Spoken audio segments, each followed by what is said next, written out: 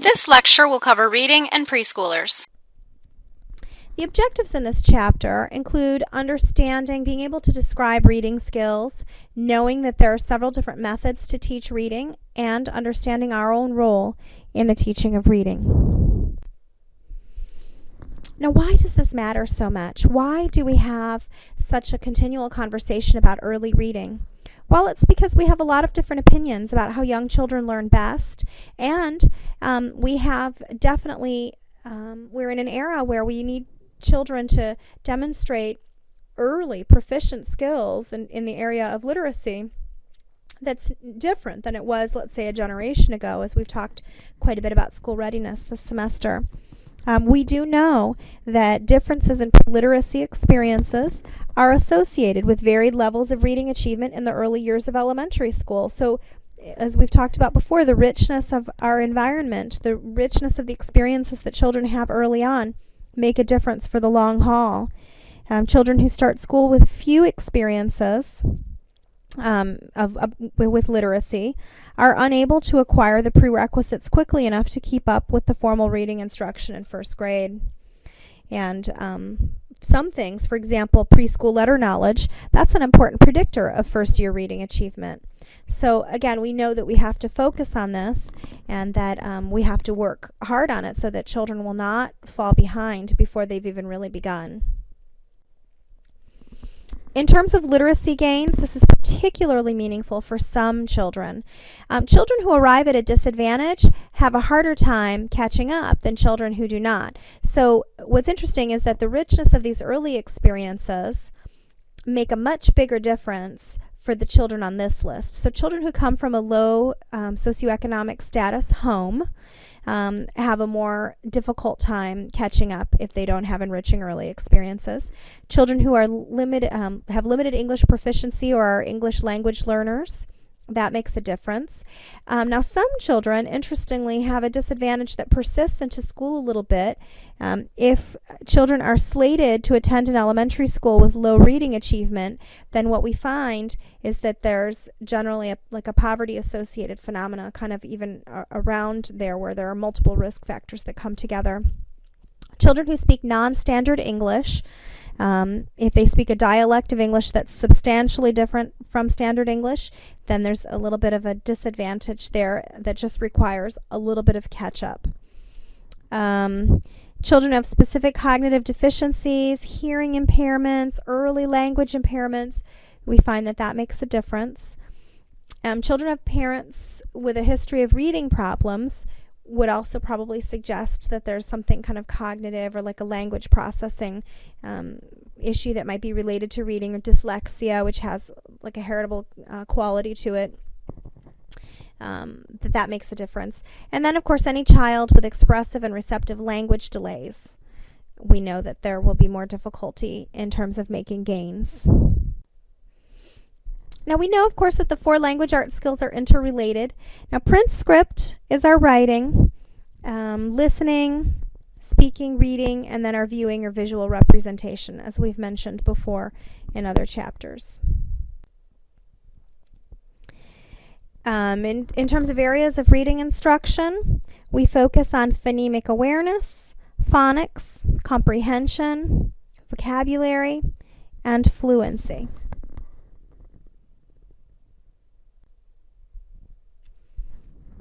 With regard to print concepts, we know that when children understand that picture and text have a different person, then that's pretty interesting. So understanding, for example, that a narrator might be telling the story, but it's a picture of someone who almost seems as if they're experiencing what you see in the picture.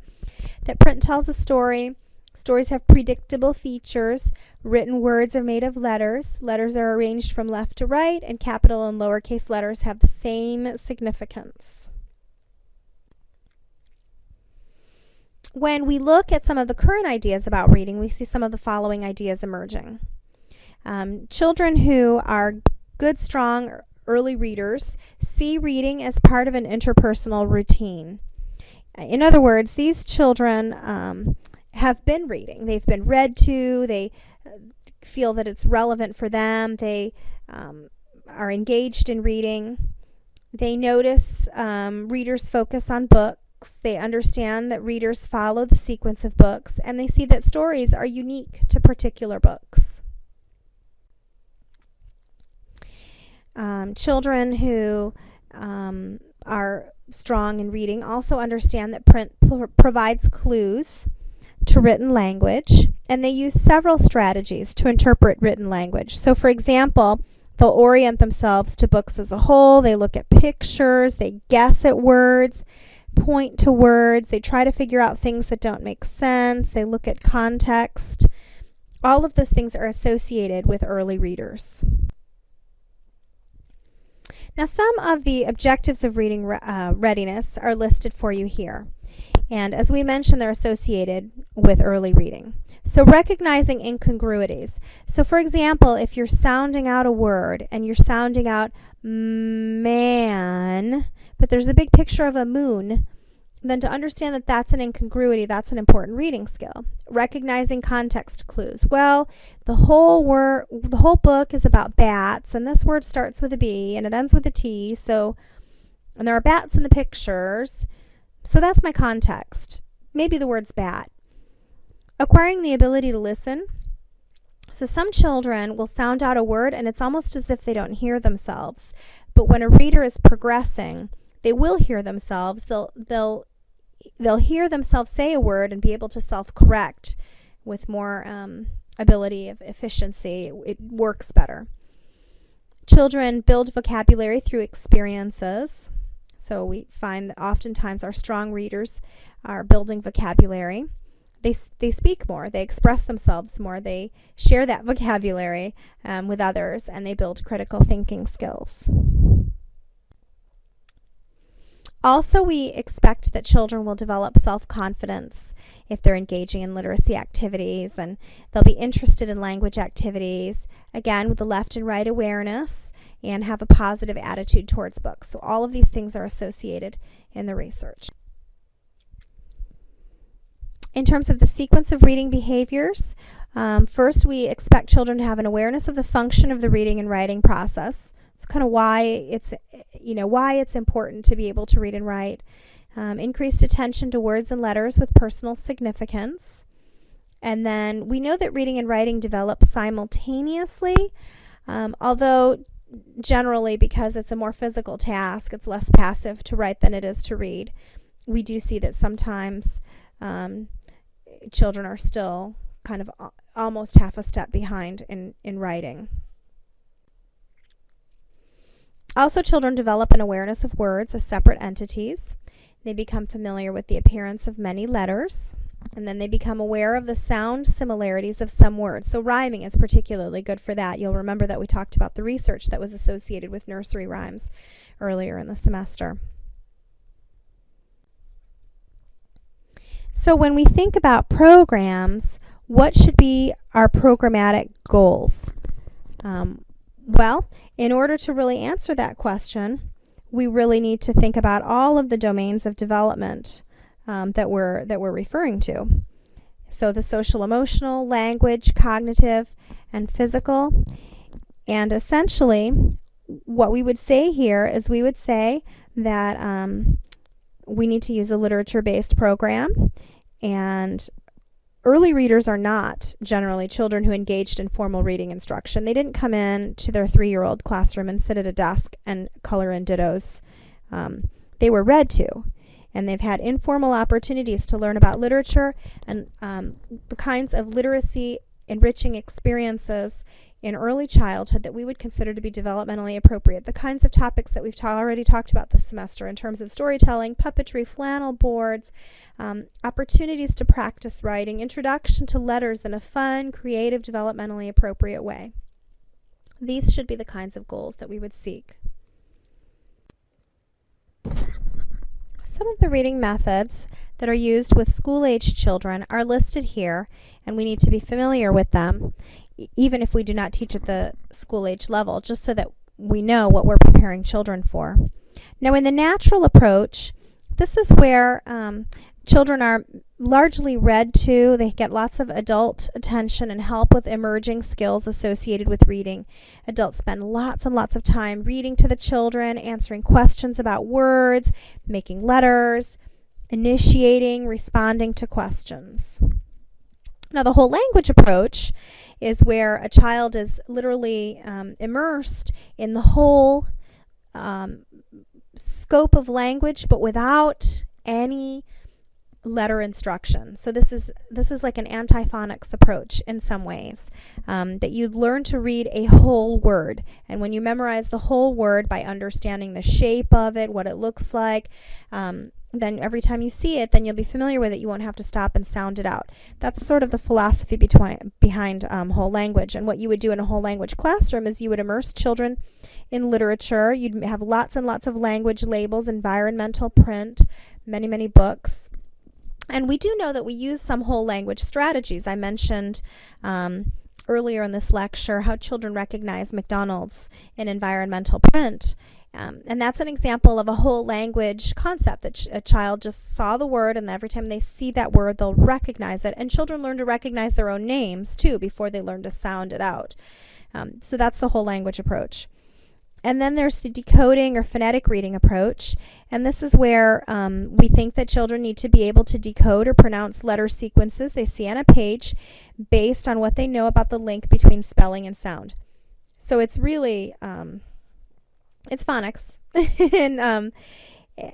and the usefulness of phonics, of course, is that then every time you see a new word, if you know how to crack the code, then you can sound out a new word even if you've never seen it before. And now the look and say approach has to do with like a whole word approach that where you focus on rote memorization. So whole language would say, well, children will discover the whole language and they'll learn the whole word just by being exposed to it. But look and say would kind of take that to the next level and say, well, we're going to have explicit reading instruction based on whole language principles, and we're going to rote memorize lots of words. Now, the problem with this is that sometimes children really confuse very similar looking words. So like June and Jane, they'll get that, a little bit confused.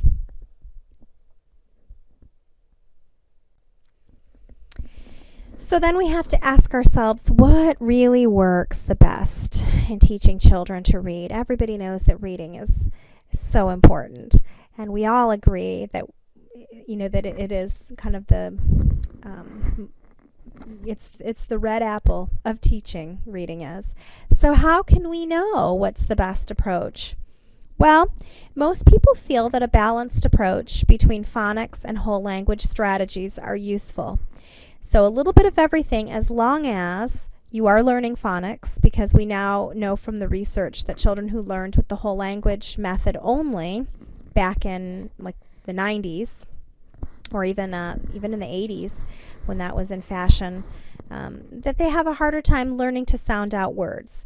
But then we also know that we don't want children to have to sound out every word. We want them to see the word the and not need to sound it out.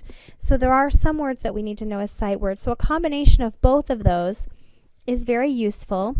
And we also know that the drill over and over worksheet approach is not the most effective. It works very badly for some children. So basically, we're back at the spot where we would say highly interactive activities where children have the opportunity to participate in creating their own activities. That's really what we need to see. It needs to be hands-on, and it needs to have an emphasis in those two areas that we talked about. And then how do we balance the factors that influence reading instruction? Well, we have to be cognizant that what we're teaching also is influenced by our state and federal legislation. So, for example, the increased emphasis on testing in the elementary school has created kind of a push-down effect in terms of starting some instruction earlier and earlier. Now, there are some good research-based reasons for that. This kind of started in the 90s when people said, well, in terms of our achievement compared to other developed countries, we're behind the power curve. So there is that. But nonetheless, we have to be aware that we do these things in a developmentally appropriate way. And then there's also teacher and parent attitude. Families will ask you basically to teach reading in the way that worked for them. We have to be prepared for that. And so just be aware that whatever we do in the classroom is always going to be influenced by the families that we're working with and by the larger societal or legislative climate that we have. But in the end, if you are creating good, solid activities that are developmentally appropriate, interesting, engaging, where children can construct their own knowledge, where they're learning their letters, and they have the opportunity to learn some sight words, then hopefully it should come together for you and for the children that you have the opportunity to work with.